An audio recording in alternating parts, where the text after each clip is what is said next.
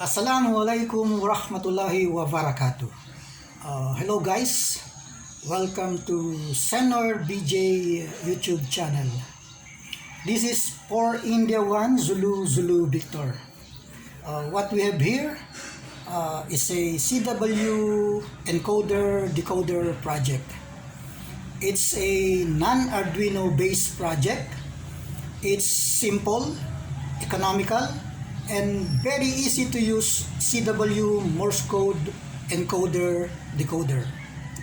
When I first started this project, I was thinking then of just modifying this CW decoder that I recently purchased online.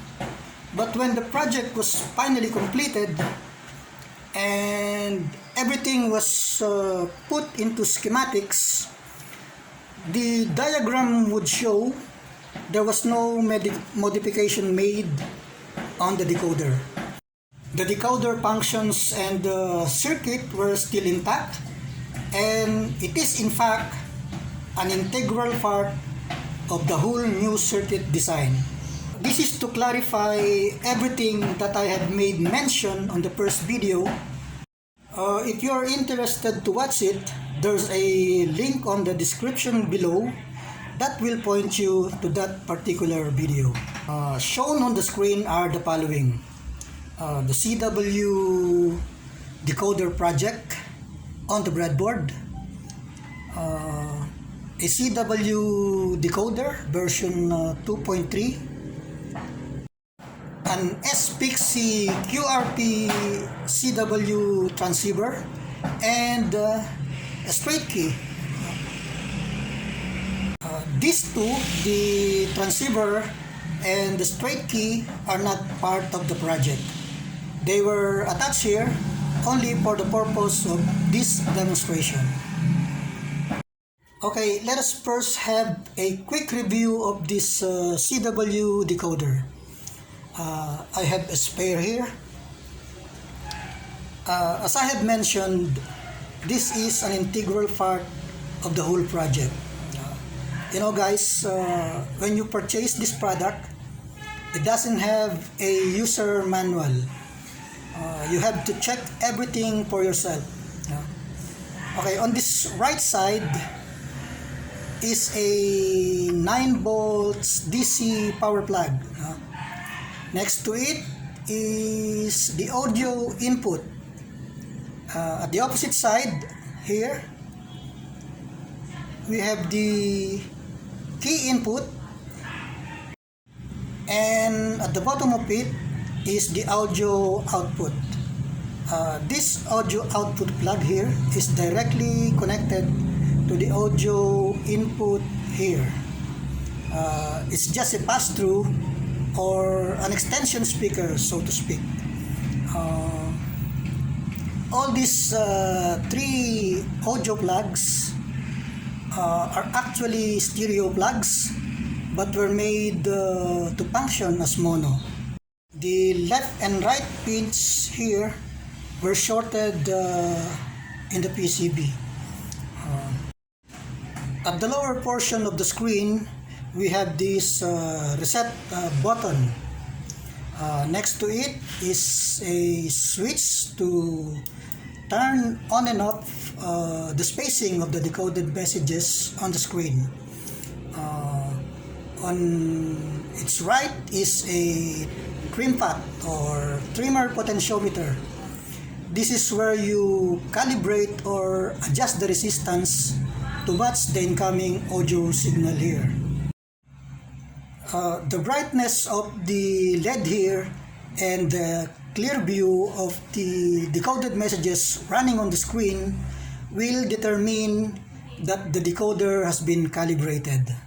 You know, when I used this for the first time, I thought it's not working until I tried turning this trim pot.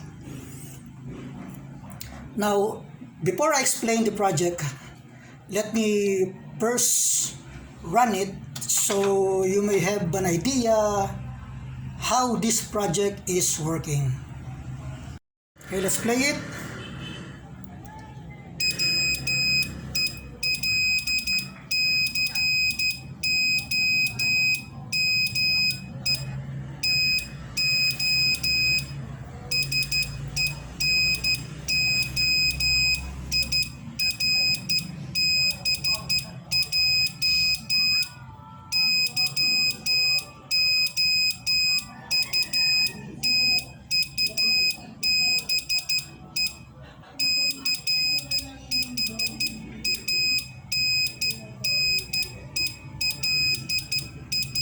Okay, let's stop it first. That's how it works. If you have watched the first video that I have made as regarding this, you will notice that I only use transistor as relay and resistor to compensate the forward and voltage drop.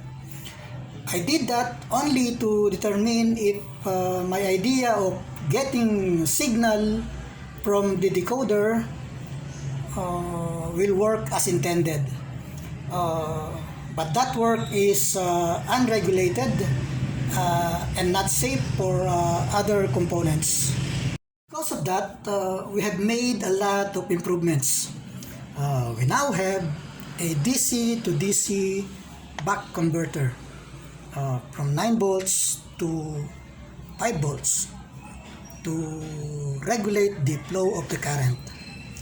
We also use optocouplers, 3 optocouplers to further secure and separate the circuit of the decoder to the encoder.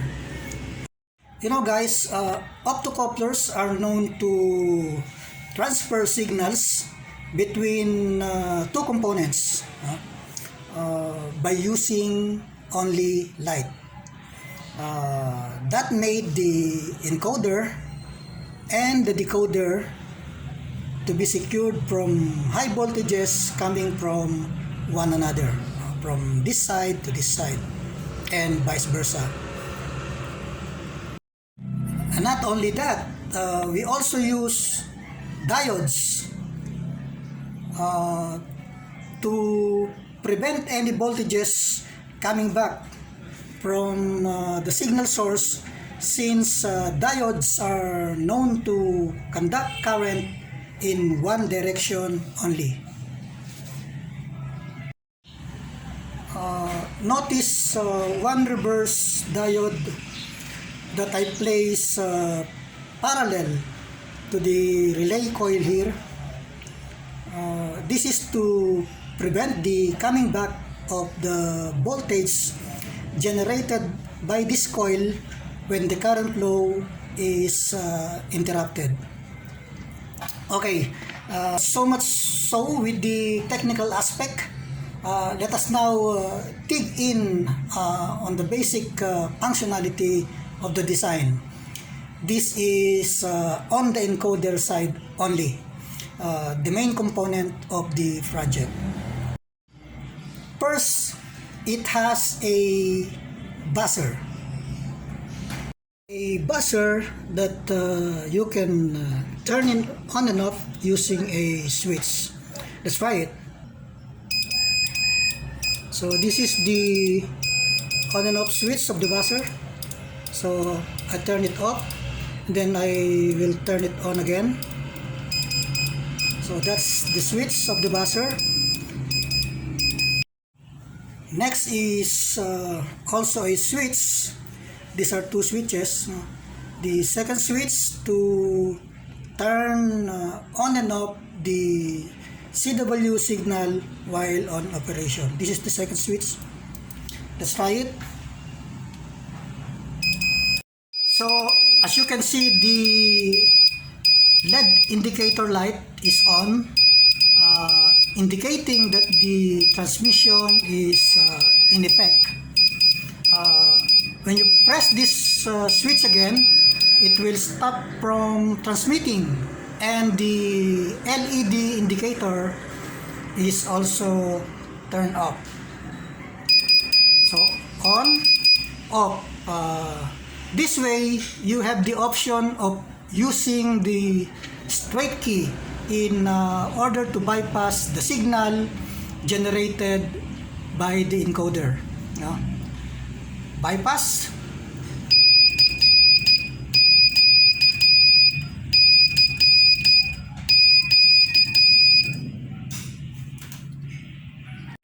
And that's it guys. Hope to see you again on my next video. You may subscribe to my channel by hitting the subscribe button below in order to keep you posted with all my incoming videos. If you are already subscribed, just give me a thumbs up and I will really appreciate that. Thank you very much for watching. This is for India 1 Zulu Victor 73.